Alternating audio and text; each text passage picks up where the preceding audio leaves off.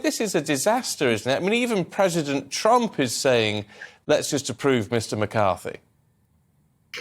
Yeah, well, I mean, it's definitely illustrative of a divided caucus and a political party that cannot unify behind a consensus candidate. Kevin McCarthy has many detractors in the House. He's more of a moderate member.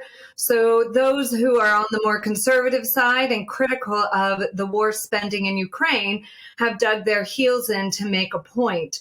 But Kevin McCarthy has conceded on many of their demands, and so it just begs the question: when will they compromise? When will they push him over the line?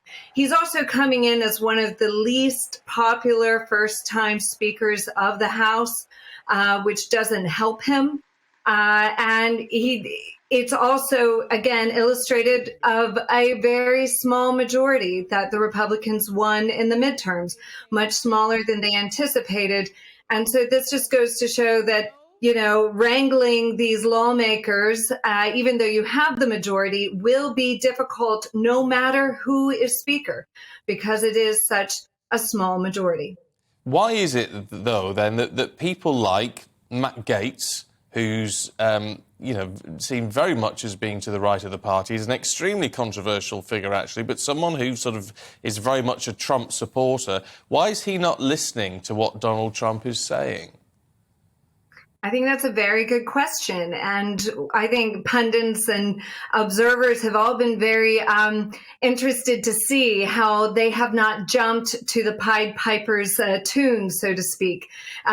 We thought that with Trump's announcement that they would fall in line, as they are loyal Trump followers, and they are still definitely Trump supporters, as Matt Gaetz has said.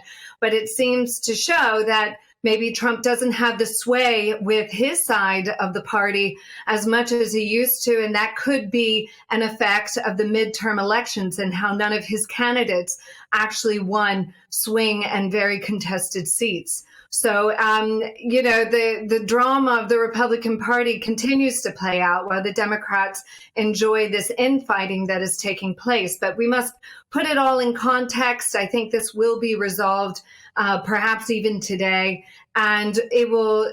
Time will move on, and it's just really more of a management or a bureaucratic process that we're resolving at the moment.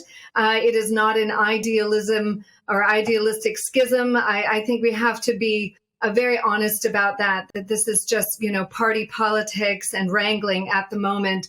And maybe your British listeners would be able to connect with it better, kind of when the Conservative Party wanted to oust Boris, but there was no true successor to him. And so that process just dragged itself out. And that is kind of what's happening here. Just because McCarthy is there, and he does have experience being a minority leader, and we'll parlay that into majority leader. But you know, that doesn't mean that there's another guy that is more popular. He's more of the default option.